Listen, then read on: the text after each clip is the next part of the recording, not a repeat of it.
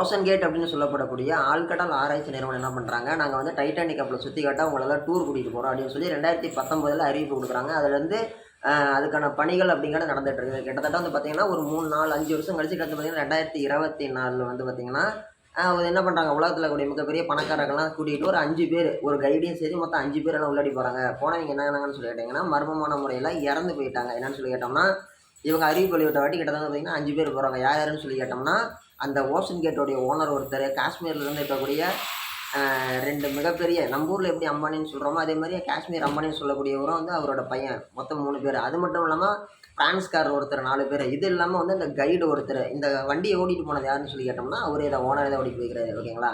இவங்கெல்லாம் வந்து பார்த்திங்கன்னா தாய்லாந்துலேருந்து பார்த்திங்கன்னா இவங்க வந்து அந்த ஊருக்கு போகிறாங்க. எங்கே, அட்லாண்டிக் பெருங்கடலுக்கு போகிறாங்க. அங்கே போய் என்ன பண்ணுறாங்க, முழுகி கிடக்கக்கூடிய அந்த டைட்டானிக் கப்பல் இருக்கக்கூடிய லொக்கேஷனுக்கு போகிறாங்க. எங்கே எதில் போகிறாங்கன்னு கேட்டிங்கன்னா மதர் ஷிப்னு சொல்லக்கூடிய ஷிப்பில் போகிறாங்க. அப்படி ஷிப்பில் போயிட்டு அங்கேருந்து என்ன பண்ணுறாங்க, அங்கேருந்து வந்து பார்த்திங்கன்னா அந்த கைடோடைய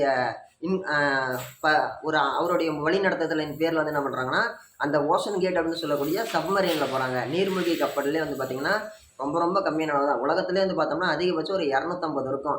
உலகத்தில் 800 கோடி மக்கள் இருந்தாலுமே கூட பார்த்தீங்கன்னா வெறும் 250 சப்மரீன் மட்டும்தான் இருக்குது உலகளாவிய அளவில் இந்த 2025 கூட வந்து பார்த்தீங்கன்னா. தெரியுதுங்களா. இது எந்த அளவுக்கு உண்மைன்னு சொல்லிட்டிங்கன்னா இது வந்து மிக மிக உண்மையான ஒரு விஷயம் தான். ஆழ்கடல் வந்து அந்த அளவுக்கு ரொம்ப இன்செக்யூரான ஒரு விஷயம். ரொம்ப ரொம்ப வந்து ஒரு பாதுகாப்பு இல்லாத ஒரு விஷயமா தான் இருக்குதுன்னு சொல்லி நீங்கள் தெரிஞ்சுக்கோங்க. ஓகேங்களா. அப்படி அவங்க போய் பார்க்கும்போது என்ன வந்து வெளியில் மேலே மதர்ஷிப்பில் இருக்கக்கூடியவங்களுக்குள்ள ஒரு தகவல் என்னன்னு சொல்லி கேட்டோம்னா, அந்த ஓஷன் கேட் கம்பெனி பற்றி சொல்கிறேன். அந்த கம்பெனிக்கு வந்து ஆப்போசிட்டாக பல போட்டி கம்பெனிகள் இருக்கிறாங்க. அந்த போட்டி கம்பெனிகளுடைய போட்டிகள்லாம் தாண்டி தான் வந்து இது பண்ணிட்டு இருக்கிறாங்க. அப்படி இருக்கும்போது என்ன வந்து அவங்க உள்ளாடி உள்ளோட ஃபெசிலிட்டியில் என்னன்னு சொல்லிட்டாங்கன்னா, சப்போஸ் அவங்க போயிட்டு வரக்கூடிய டைமிங் அப்படிங்கிறது 8 மணி நேரம் தான் டார்கெட்டு. இவங்க உள்ளாடி போய் கப்பலை பார்த்துட்டு மேலே வரத்துக்கு 8 மணி நேரம் டைமு. சப்போஸ் அவங்க உள்ளாடியே மாட்டிக்கிட்டாங்க அப்படின்னா கிட்டத்தட்ட வந்து பார்த்திங்கன்னா 5 நாள் வரைக்கும் அவங்க மூச்சு விடுறதுக்கு தேவையான ஆக்சிஜன் அப்படிங்கிறது அந்த ஓஷன் கேட் அப்படின்னு சொல்லி இந்த சின்ன சப்மரைனில் இருக்குது. 2வது விஷயம். 3வது விஷயம், சப்போஸ் இவங்க எல்லாருமே பேசக்கூடிய சத்தம், பேச்சு சவுண்ட் இல்லை அப்படின்னா ஒரு சென்சர் என்ன பண்ணுமா, அது வந்து ஒரு மணல் மூட்டை மாதிரி அல்லது ஒரு உப்பு மூட்டை மாதிரி.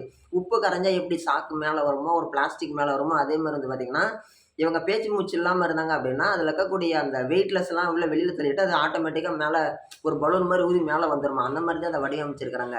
100 இல்லை 200% செக்யூர் அப்படின்னு சொல்லி தான் அவங்க எல்லாருமே கூப்பிட்றாங்க. அப்படி தான் உள்ளாடியும் போகிறாங்க. அப்படி அவங்க போன வாட்டி வந்து பார்த்திங்கன்னா 8 மணி நேரம் அப்படிங்கிறது 10 மணி நேரம் ஆகி அவங்க வரல. இவங்க உள்ளாடி போய் ஒரு 2 மணி நேரத்தில் இவங்களுக்குள்ளே இருந்தக்கூடிய ஒரு பேச்சுவார்த்தைங்கிறது கட் ஆயிடுச்சு. நீங்கள் கேட்கலாம், எப்படி போய் கடலுக்குள்ள என்ன பேசிக்குவாங்களா, வீடியோ காலில் பேசுவாங்க. அந்த வீடியோ காலும் கிடையாது, கான்ஃபரன்ஸுக்கெல்லாம் கிடையாது. அங்கே வந்து பார்த்திங்கன்னா வெறும் டெக்ஸ்ட் மெசேஜ் மட்டும்தான்.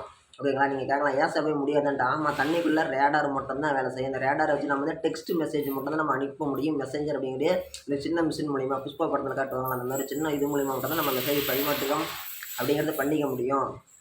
2 மணி நேரத்தில் தகவல் கட் ஆகுது. 10 மணி நேரம் வெளியில், 8 மணி நேரம் வெளியில் வரல. 10 மணி நேரம் கழிச்சு இவங்க அறிவிப்பு கொடுக்குறாங்க, உள்ளாடி போன அந்த 5 கோடீஸ்வரங்களும் காணான்ட்டு. இவங்க ஏன் லேட்டாக தகவல் கொடுத்தாங்கன்னு சொல்லி கேட்டிங்கன்னா, ஆமாம், இவங்களுக்கு ஏற்கனவே இவங்க இப்போ தான் புது முயற்சி பண்ணுறாங்க. சப்போஸ் பேர் கெட்டு போயிடுச்சுன்னா நாளை பண்ண வந்து இவங்க 10 மணி நேரத்தில் காணாங்கிறாங்க. ஒரு மணி நேரம் கழிச்சு அவங்க மேலே வந்துட்டாங்கன்னா என்ன பண்ணுறீங்க?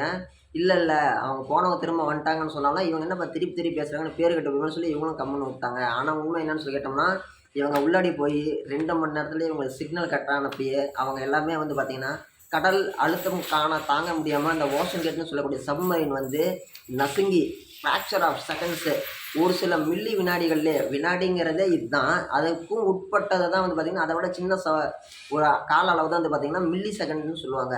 ஒரு சில மைக்ரோ செகண்ட்ஸ்லேயே வந்து பார்த்திங்கன்னா அது சப்மரீன் அப்படிங்கிறது நசுங்கி அவங்கெல்லாம் உடல் வெடித்து சிதறி இறந்து போயிட்டாங்க. இப்படி வந்து பார்த்திங்கன்னா போனாங்கல்ல, அவங்கெல்லாம் டிக்கெட் எவ்வளோன்னு கேளுங்க. தலைக்கு 5 கோடி ரூபாயோ 2 கோடி ரூபாயோ கொடுத்து போய்க்கிறாங்க ஆளுக்கு தகுந்த மாதிரி.